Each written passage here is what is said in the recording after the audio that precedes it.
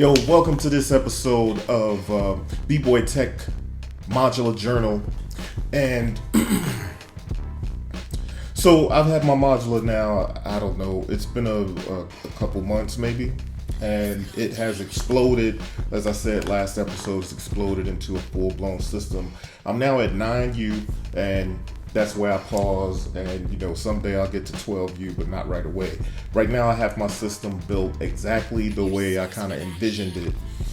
I don't know if I said this on a previous episode, but the one thing about building a modular is the things that you learn once you start getting things in your hand. Now, in practicality, you tend to find out all the things that you can do, the things you can't do, things you wanted to do that maybe you planned out well, the things you wanted to do that maybe you didn't plan out too well. And so that's why I found myself moving fast, and it went from just a couple modules to a full, my case is full now, plus an extra skiff there. So I just want to kind of caution you, obviously this is Eurocrack, so it's always going to be addictive, and you might want to take precaution that once you're getting into that, this is what might happen. But I just wanted to mention that because there's places where you can plan for, what you're building, and then once you kind of think like, I want all these voices and all that stuff, you get a couple things here and you'll start to realize I need a couple of specific utilities, and I need to do certain things, like certain routings. Like for me, it's important to have integration into the DAW. So what I wanted to do with integrating into the DAW, and I think one of the episodes I talked about having my analog 4 as a control surface, 64-step sequencer, and it's just a ton of other things you could do with it. Plus it has a little keyboard on it, and I can actually control the analog 4 with a MIDI controller or another synth, a full-fledged keyboard that I can play. So knowing that, then you can automatically guess that if I have my analog 4 integrated into my modular, then I can actually play any of my keyboard synths and actually be playing the voice from my modular synth, right? So that's kind of what I did with that. But getting back to integration with the DAW, and that's kind of the next step in how I wanted to build my modular. So I made sure to make room for the Expert Sleepers ES3. Now I may have mentioned the ES3 before. Look, I honestly can't remember. I have to go back and look at the episode. So for this episode, one of the things that I wanted to kind of talk about is with the ES3 and the integration into DAW. What's that mean, integration into DAW? That means with a ADAT cable, a light pipe, I can take, what is that? I basically have 8 outputs from the computer to my modular. Now, let me explain that. So I have my audio interface, which has ADAT in and out. So I take one ADAT cable from the out of my audio interface. I run that ADAT cable to my modular, to the Expert Sleepers ES3, and the ES3 basically takes those outputs, the ADAT, which is 8 outputs in one cable, and it breaks it out to 8 patchable outputs. Now those outputs, I believe I'm saying this right, DC coupled, so you get audio and you get CV out of it. So I can take blocks in Ableton, and hopefully one day in MPC software, I could take Native Instruments Reactor 6 blocks, which is basically software Eurorack stuff, and I can take that, send it out to one of the outputs of my audio interface over the ADAT cable and into my modular rig. So that may not sound like much to you, but that's huge. It's absolutely huge. What that gives you is the ability to take, like I said, CD or audio out of your DAW and bring it into your modular. If it's CV, you can use that to maybe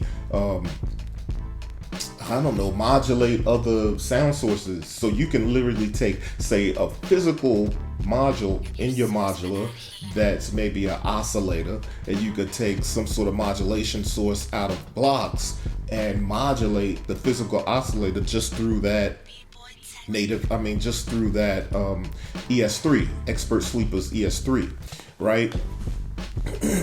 Now, I don't know, when you watch this, you may have to let that sink in a bit, because that's really huge. That kind of integration is not too easy to come by, and a lot of people do a lot of research and a lot of clamoring around just to get that kind of integration.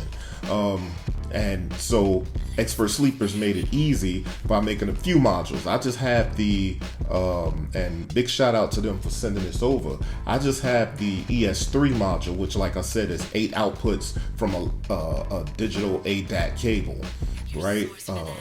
Light pipe.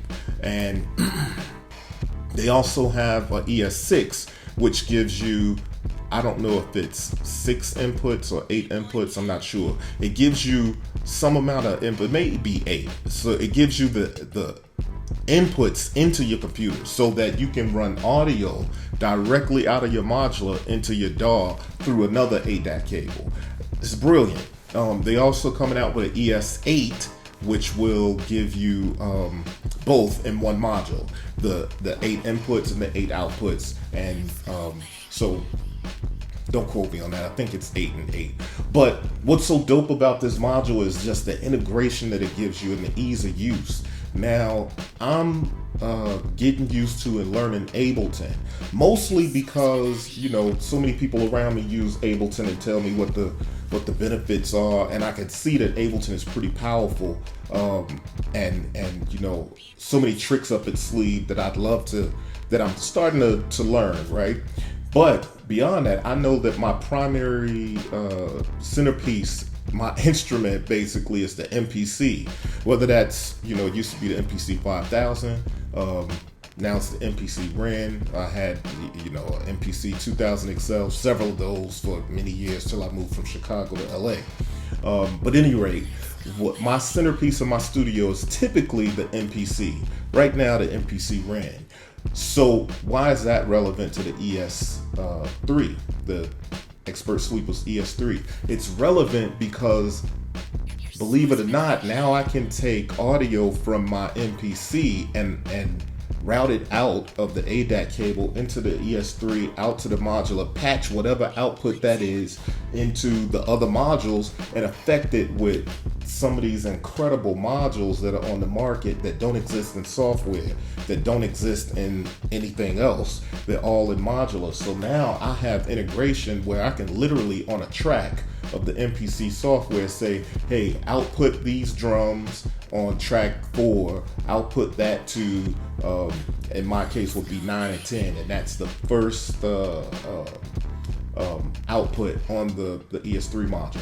Now, while I'm talking right here and telling you, I'll try to, you know, put a video over it, at least show exactly what it is that I'm telling you about. And I'm definitely going to give you an audio demo. But one of the things that I did is I took drums, routed it out of the MPC, routed that into the modular, then I took that and patched it to several effects units, several effects modules that I got in there. So I have the Rainmaker, and Rainmaker is just mind-blowing. It's an incredible module. So I have the Rainmaker. It's a 16 tap delay, comb, resonator, incredible. So many possibilities, and it's so flexible. So it's dope to think that, you know, I could take my audio directly out my MPC and run it through it. That still don't sound exciting till you do it. But let me tell you, I'm not just talking about running drums or running some trigger. A lot of times people say, yo, I figured out how to trigger my modular using my drum machine, or I figured out how to trigger some module using the MPC, one output, and it's just sending a steady pulse so that it, you know, it triggers some module and it keeps, you know. Okay, that's cool, but as a beat maker and being into hip hop, I'm not so interested in triggering the modular in a sense where it's just 4 on the floor, boom, boom, boom, boom, boom. I don't really care about that. My beats will hardly ever fall on the floor like that, and I kind of like something a little more dynamic. So I wasn't really looking for triggering. Mind you, I can trigger that way, but what I want to do is be able to interact a little more intimately with the MPC and the modular devices, right? My modules. So when I routed that stuff out to the ES3, it's on a track. That track actually has a program loaded. That program has drums in it. So the way I patched it in the modular, and I'll show you this in a second, but the way I patched it is it basically every time I would play the drums, you'd get different effects for different velocities, and depending on how you trigger the drums, if it's 8th notes, 16th note, ghost notes, quarter notes, all that kind of stuff made different effects on the modular, and it was all very organic and very intimate. I can't think of any other way to say it. It was really kind of immersive and really an intimate integration. So while I'm playing the drum pads, things are happening on the modular, and it's almost never the same. Because what I had the Rainmaker on, I think I was running Warps, Rainmaker, and the so Mutable Instruments Warps, dope module, and then I was running Rainmaker, and I was also running the SMR.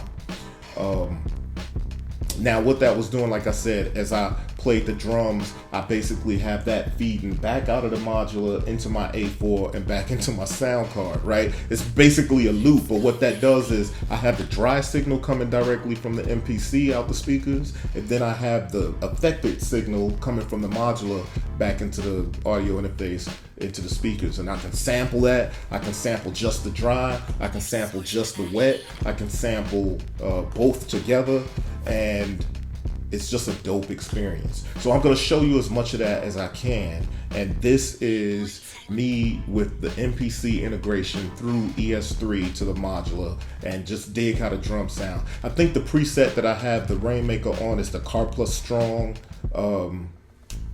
King, Car Plus King, one of the Car Plus comb resonator deals in there. And what that does is a form of synthesis that kind of makes plucking noises and plucking echo sounds, and they can be different almost every time. If you follow me on Instagram, I'm sure you've probably seen some videos where I had the camera kind of close to this guy, and which sits in front of my monitor, and that music that I was playing was drums from the rhythm, but the Car Plus plucking kind of synthesis was going on. So without further ado, let's get into that. The whole purpose of this video is to show you how I integrate my DAW, but not truly my DAW. So I integrate my DAW, but more specifically my MPC REN with my modular, and create what I'm dubbing Mod Bap. And yeah, check out the album too, Synth Bap, because I got some dope stuff on there. But anyway, let me get into this. Let me show you this, what we got going on, just how I got the MPC running into this. All right.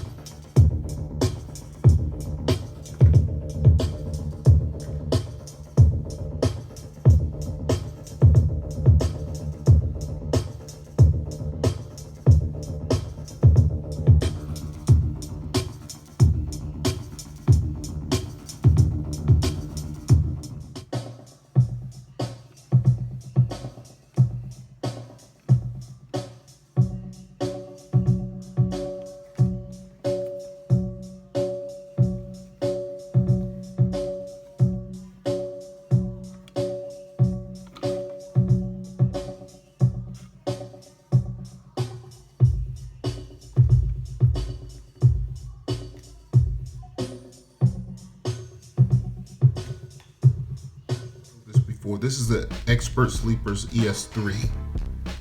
As you can see, you have this this ADAT cable, kind of like a light pipe, or there's a light pipe, ADAT, depending on what you want to call it. ADAT cable. This runs into my DAW on the other side of the room. Then you have these 8 outputs. So basically what happens is, what I send from the MPC, what I route from the MPC comes through this cable and out whichever number I assign it to. in the case of this video that I'm going to show, now I'm just showing the setup. In the case of this video that I'm going to show, I routed it out of, I can't remember, 1 or 2. And then what I did from there is I took a simple cable, a patch cable, and patched it from there. And then I think I just ran it into the SMR. And then I took the SMR out here into warps. So I went from ES3 to SMR, SMR to warps, and then I took warps down into Rainmaker. So ES3, SMR, warps, Rainmaker, and then that in turn goes out into my Mixman. Shout out to Anti-Module, Jesse from Anti-Module. I took that out of my Mixman, and I basically have the Mixman as like the final output, right, from the modular. So these two cables, it's kind of convoluted, right? These two cables run all the way back to, which is not on right now, to my A4 right here. And obviously the A4 is connected a couple ways. It's actually connected with the outputs that I have going to the mixer, or I could use Overbridge and Ableton and run the audio out of USB. So then this is the conduit that's kind of acting like a mixer that runs the audio back into my DAW. So just real quick again, basically I have audio coming from the ADAT out of the ES3, and then I can route it anywhere in this whole modular here. Then it comes out back into the A4 and back into the computer. And then from there, I can sample, as I said in the video. All right, so let's check out an actual demo of how this sounds.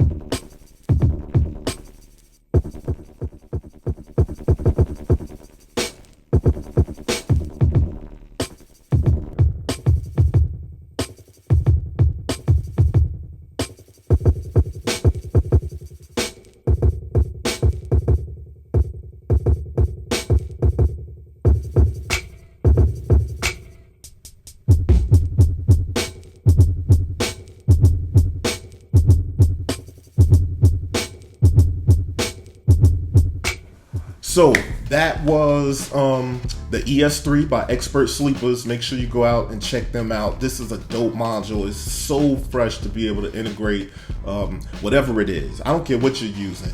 You know, most people use that with Ableton, but the fact of the matter is, if you can route something out of your DAW into your audio interface, which happens to have an ADAC cable, then you can use the ES3, of course, if you have a modular system, and be able to ES3 for the outputs, ES6 for the inputs, or the ES8 for both, ES8 for both. And you can actually get some really tight integration with your modular. Now, this is the whole reason I went modular, to be able to experiment with hip-hop beat making in this experimental synthesis world. And so I've achieved that, and I have so much more to explore. I'm very excited. I'm glad you joined me. This is another episode of BBoyTech Modular Journal. Check me out next time. Be sure to subscribe, follow me on Instagram, like me on Facebook. Stop by the Beat People store, buy some t-shirts and buy some sample packs. Support what I do and support what me and my people do, so we can keep on bringing this kind of content to you. All right, this is BBoyTech signing off. Peace.